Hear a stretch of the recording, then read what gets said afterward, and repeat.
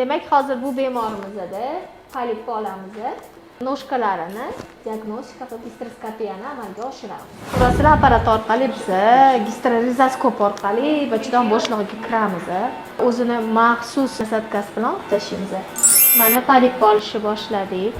Qaranglar, bu yerda hozir hayz yaqindagina tugagan, lekin endometrit hisobiga mana endometriyni qattiq ko'chmagan qismlari bor. Buni albatta olib tashlash kerak, chunki ayollar organizmiga zarar ko'rsatadi. Bu foydali tarafi yo'q. Operatsiyamiz o'z nihoyasiga yetdi. 2,5 sm polip ekan, bachadon bo'shlig'ida ham bitta polip aniqlandi, olib tashaldi. Mana poliplarimizni endi bularni gistologiyaga beramiz. 2,5 sm bo'lib oldik. Ayolimizning holati yaxshi, lekin baribir 1 yilda bir marta ginekolog nazoratidan o'tish esimizdan chiqmas. Ana shunaqa holatlarni oldini olgan bo'lasiz.